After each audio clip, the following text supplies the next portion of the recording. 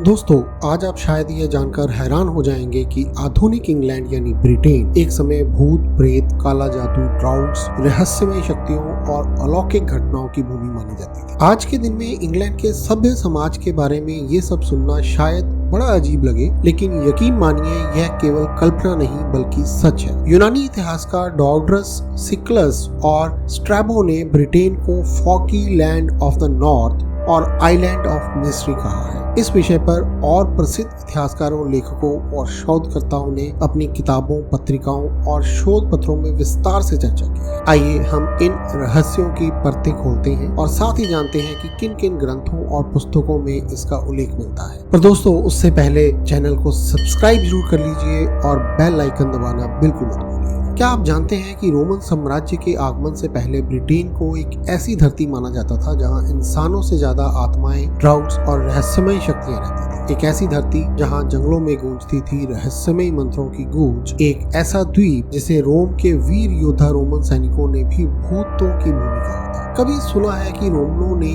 किसी जमीन से डर कर दीवार खड़ी की हो? और क्या आप विश्वास करेंगे कि ब्रिटिश जंगलों में छिपे एक काले नकाबपोश ने रोमन सेना को पीछे हटने पर मजबूर कर दिया था? आइए जानते हैं इन सब सवालों के जवाब। बात करते हैं 2000 साल पहले के रहस्यमय ब्रिटेन की छवि की। इतिहासकारों के अनुसार लगभग 1000 ईसा पूर्व यानी 3000 साल से 2000 साल पहले तक का ब्रिटेन एक रहस्यमय और अनजानी भूमि के रूप में जाना जाता था। ब्रिटेन का यह रूप लगभग ब्रॉन्ज एज और आयरन एज के दौरान बना रहा, जब तक कि रोमन आक्रमण की शुरुआत नहीं हुई। उस समय के लोग प्रकृति, आत्माओं और रहस्यमय शक्तियों की पूजा करते थे और ये मान्यता थी कि यह भूमि भूत प्रेतों, परछाइयों और अमानवीय शक्तियों से भरी हुई है। यूनानी इतिहासकार डॉर्डरस सिक्लस और स्ट्रैबो ने ब्रिटेन को फॉकी लैंड ऑफ नॉर्थ और आइलैंड ऑफ मिस्ट्री कहा था। यहाँ की जनजातियां गहरे काले जादू में विश्वास करती थी और आत्माओं से बात कर सकती थी। ये भविष्य देख सकती थी और इसके साथ साथ इंसानों की बलि भी देती थी। तो आइए बात करते हैं कौन थी ये अमानवीय शक्तियां। विश्व प्रसिद्ध ग्रंथ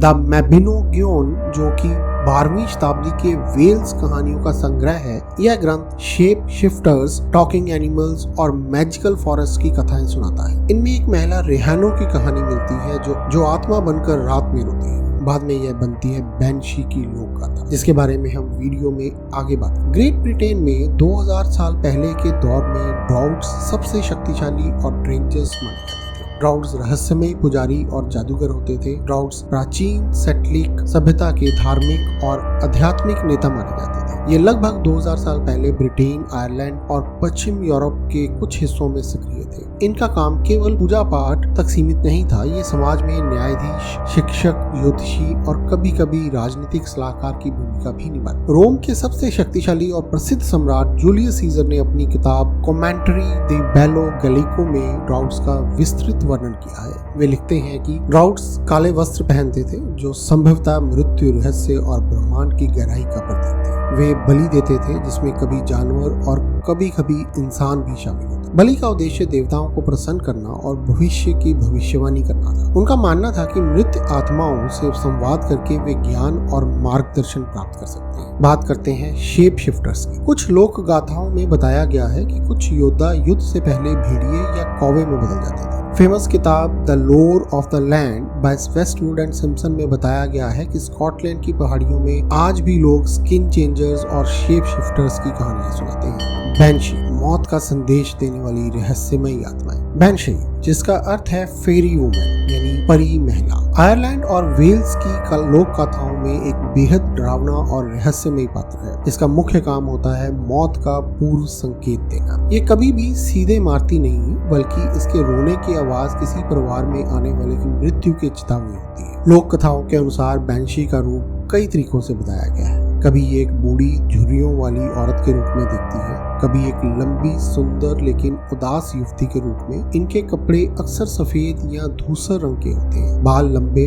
खुले, जो हवा में उड़ते रहते हैं। कुछ कहानियों में इनकी लाल आंखें बताई गई हैं, जो लगातार रोने से लाल हो जाती हैं। आयरलैंड में माना जाता है कि अगर किसी परिवार के सदस्य की मृत्यु होने वाली है तो बैनशी की रोने की आवाज रात में सुनाई देगी। अक्सर कहा जाता है कि ये आत्माएं उन परिवारों से जुड़ी होती हैं जिनके नाम ओ या मैक से शुरू होते हैं, जैसे ओ कॉर्नर, मैककार्थी, एटसेट्रा। अब बात करते हैं कि कैसे रोमन सैनिकों पर पड़ा इन शक्तियों का प्रभाव। टैकिटस एक रोमन इतिहासकार ने लिखा है कि कुछ रोमन सैनिकों ने मृत सैनिकों की आत्माओं को घूमते हुए देखा जब वे स्कॉटलैंड की ओर बढ़ रहे। एक फेमस किताब Roman Britain a new history में लिखा है कि रोमन सेनाएं एंग्लेसी द्वीप पहुंचते ही मानसिक रूप से टूट गई थी क्योंकि वहां उन्हें ड्राउट्स की अजीब रस्में और चीखें सुनाई देती थी। अब बात करते हैं कि क्यों ब्रिटेन के एंग्लेसी आइलैंड को राक्षसी आइलैंड कहा जाता है। दोस्तों, ये वही जगह थी जहां ड्राउट्स की सबसे बड़ी पूजा होती। यहाँ की गाथाओं में वर्णन है कि यहाँ की जमीन लाल हो गई थी क्योंकि यहाँ इंसानों की बलि दी गई। फेमस किताब the druids by Peter Berresford Ellis ने एंग्लेसी को आइलैंड ऑफ फियर कहा गया है। एंग्लेसी आइलैंड ब्रिटेन का एक आइलैंड है जो प्राचीन काल में ड्राउट्स का प्रमुख धार्मिक आध्यात्मिक केंद्र माना जाता है। यह स्थान रहस्यमयी अनुष्ठानों, बलियों और रोमन विरोधी गतिविधियों के लिए प्रसिद्ध है। और अब सबसे बड़ा सवाल, क्या ये सब केवल कहानियां हैं? कई इतिहासकार मानते हैं कि इन लोक गाथाओं का इस्तेमाल स्थानीय लोगों ने रोमन हमलावरों को डराने के लिए किया था, पर ये कहना बहुत गलत हो सकता है क्योंकि आर्कियोलॉजिस्ट एविडेंस जैसे स्ट्रेंज मार्किंग्स, रिचुअल पिट्स और बोन्स इन पैटर्न्स को दिखाते हैं कि कुछ न कुछ रहस्य जरूर था। इसी तरह से ब्रिटिश म्यूजियम और इंग्लिश हेरिटेज के रिपोर्ट्स में भी कई रिचुअल साइट्स की पुष्टि होती है। एंग्लेसी आइलैंड पर खुदाई में ऐसे अवशेष मिले हैं जो संकेत देते हैं कि जहां मानव बलि जैसे रहस्यमयी धार्मिक क्रियाएं की जाती थी, जिसमें सिर कटे हुए नरकंकाल, अनुष्ठायित छुरियां और आग में जले हुए लकड़ी के प्लेटफॉर्म शामिल। सिल्वरी हिल और एवरी सर्कल जैसे स्थलों को ब्रिटेन की सबसे पुरानी रहस्यमयी प्राचीन रिचुअल साइट्स में गिना गया है, जहां हजारों साल पहले विशाल पत्थरों की संरचनाएं केवल खगोलीय घटनाओं और धार्मिक अनुष्ठानों के लिए बनाई गई। इन स्थलों की पुष्टि ब्रिटिश म्यूजियम की खुदाई रिपोर्टों और इंग्लिश हेरिटेज के संरक्षण दस्तावेजों में बार बार की गई। तो दोस्तों, रोमनों से पहले का ब्रिटेन एक रहस्य, भय और शक्ति का द्वीप था। यहाँ की कहानियां आज भी ब्रिटिश संस्कृति में जीवित हैं, चाहे वो हैरी पॉटर की जड़ों में हो या गेम ऑफ थ्रोन्स की कल्पना। आपको क्या लगता है, यह सब काल्पनिक है या फिर इतिहास में कहीं सचमुच कोई ऐसी ताकतें थी जो इंसान की समझ से परे? कमेंट करके जरूर बताइएगा कि आप इन कहानियों के बारे में क्या सोचते हैं। और ऐसे ही और भी रहस्यमयी कहानियों के लिए चैनल को सब्सक्राइब कर लीजिए और वीडियो को लाइक और शेयर करना बिल्कुल मत भूलिएगा। धन्यवाद।